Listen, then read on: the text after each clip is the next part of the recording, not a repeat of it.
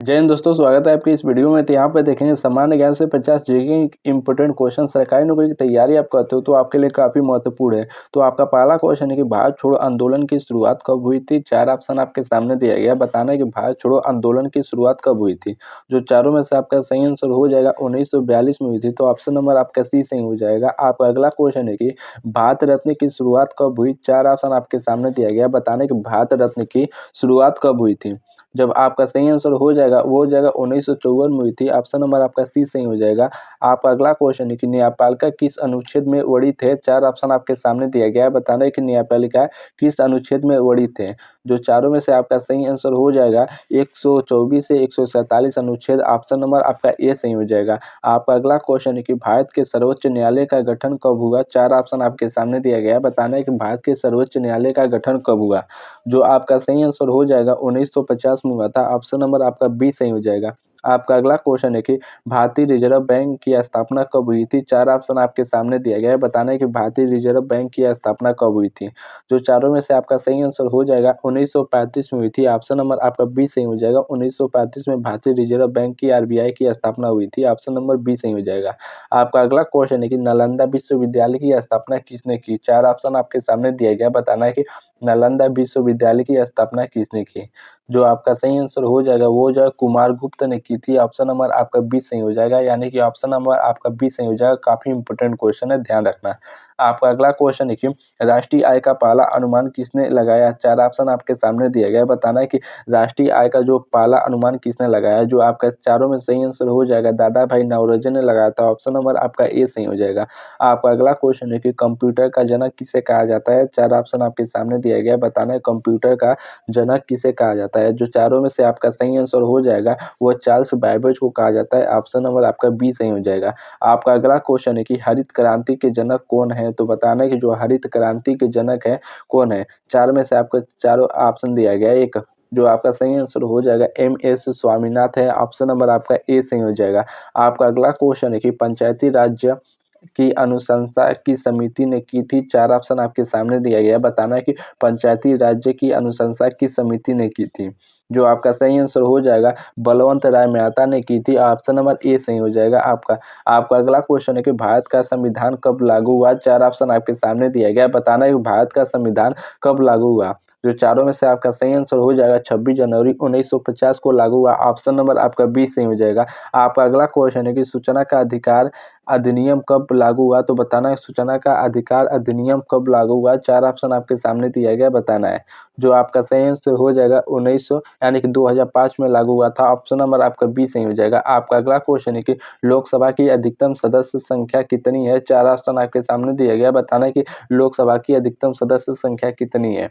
जो आपका सही आंसर हो जाएगा 552 है। ऑप्शन नंबर आपका डी सही हो जाएगा। आपका अगला क्वेश्चन है कि राष्ट्रीय प्रतीक के किस स्तंभ पर आधारित है। 4 ऑप्शन आपके सामने दिया गया है। बताना है कि राष्ट्रीय प्रतीक किस स्तंभ पर आधारित है।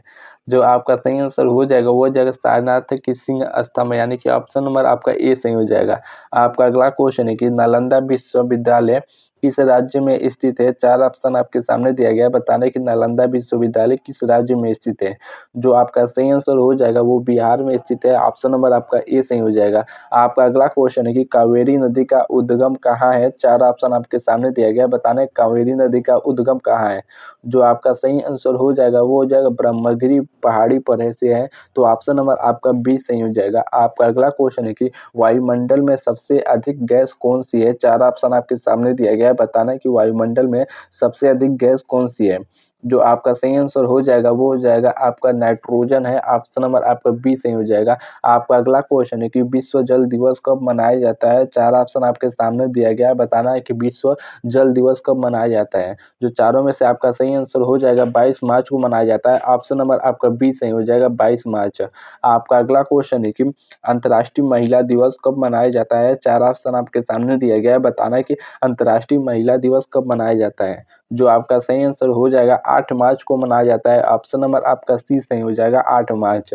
आपका अगला क्वेश्चन है कि अम्ल वर्षा किस कारण से होता है? 4 ऑप्शन आपके सामने दिया गया है, बताना है कि अम्ल वर्षा किस कारण से होता है? जो आपका सही आंसर हो जाएगा यानी कि SO2 और NO2 के कारण होता है। ऑप्शन नंबर आपका बी सही हो जाएगा।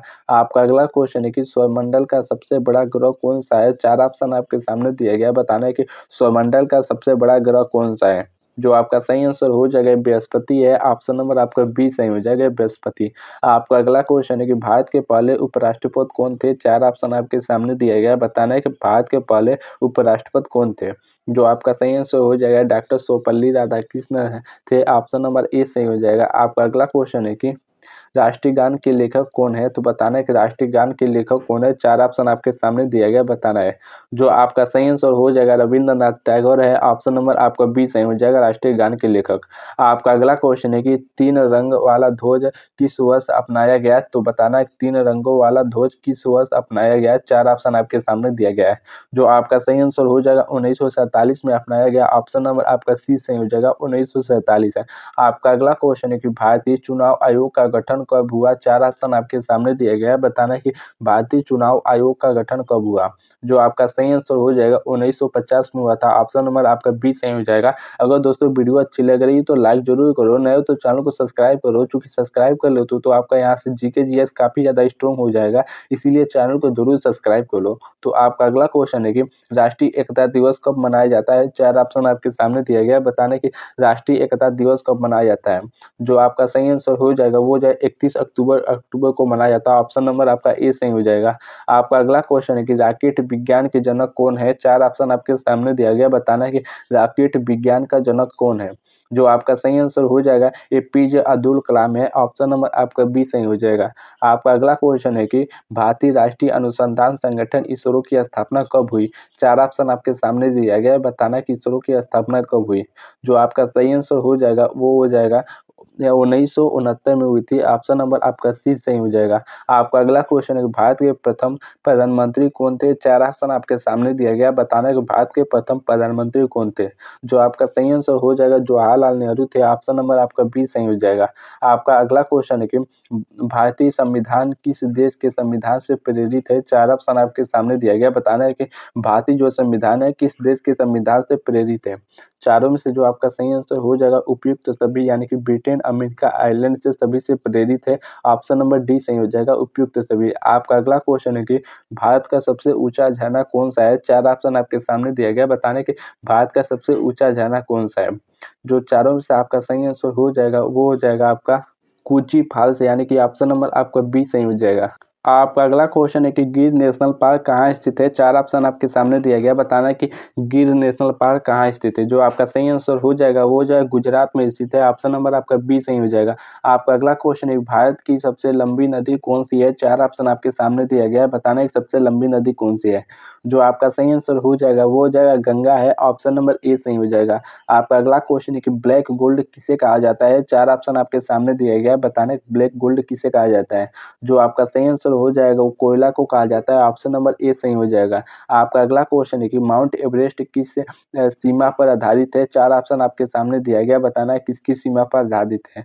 जो आपका सही आंसर हो जाएगा वो हो जाएगा आपका नेपाल और चीन की सीमा पर आधारित है। ऑप्शन नंबर सी सही हो जाएगा। आपका अगला क्वेश्चन है कि अंतर्राष्ट्रीय योग दिवस कब मनाया जाता है? 4 ऑप्शन आपके सामने दिया गया है, बताना है। जो आपका सही आंसर हो जाएगा 21 जून को मनाया जाता है। ऑप्शन नंबर ए सही हो जाएगा। आपका अगला क्वेश्चन है कि भारतीय राष्ट्रीय अनुसंधान संगठन इसरो की स्थापना कब हुई? तो यह क्वेश्चन रिपीट है। जो आपका सही आंसर हो जाएगा 1969 में हुई थी। ऑप्शन नंबर बी सही हो जाएगा। आपका अगला क्वेश्चन है कि वर्ल्ड एनवायरमेंट डे कब मनाया जाता है? 4 ऑप्शन आपके सामने दिया गया है, बताना है कि वर्ल्ड एनवायरमेंट डे कब मनाया जाता है? जो आपका सही आंसर हो जाएगा 5 जून को मनाया जाता है। ऑप्शन नंबर आपका ए सही हो जाएगा। आपका अगला क्वेश्चन है कि नालंदा विश्वविद्यालय की स्थापना किसने की? 4 ऑप्शन आपके सामने दिया गया है, यह भी रिपीट क्वेश्चन है। जो आपका सही आंसर हो जाएगा वो कुमार गुप्त ने की थी। ऑप्शन नंबर बी सही हो जाएगा। आपका अगला क्वेश्चन है कि भारत का राष्ट्रीय जलचर कौन है? तो बताना है कि राष्ट्रीय जलचर कौन है? जो आपका सही आंसर हो जाएगा वो हो जाएगा आपका गंगा डॉल्फिन, यानी कि डॉल्फिन आपका राष्ट्रीय जलचर है। ऑप्शन नंबर ए सही हो जाएगा। आपका अगला क्वेश्चन है कि भारतीय संविधान के निर्माता कौन कहलाते हैं? 4 ऑप्शन आपके सामने दिया गया है, काफ़ी आसान क्वेश्चन है। जो आपका सही आंसर हो जाएगा डॉक्टर भीमराव अम्बेडकर कहलाते हैं। ऑप्शन नंबर बी सी सही हो जाएगा। आपका अगला क्वेश्चन है कि मोबाइल फ़ोन पोर्टेबल कब शुरू हुई? 4 ऑप्शन आपके सामने दिया गया है, बताना है। जो आपका सही आंसर हो जाएगा वो हो जाएगा 2011 में शुरू हुई थी। ऑप्शन नंबर आपका बी सही हो जाएगा। आपका अगला क्वेश्चन है कि भारत की सबसे पुरानी उच्च न्यायालय कौन-सी है? 4 ऑप्शन आपके सामने दिया गया है, बताना कौन-सी है।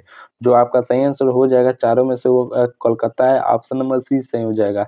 आपका अगला क्वेश्चन है कि पीएम गति शक्ति योजना का उद्देश्य क्या है? 4 ऑप्शन आपके सामने दिया गया है, बताना क्या है।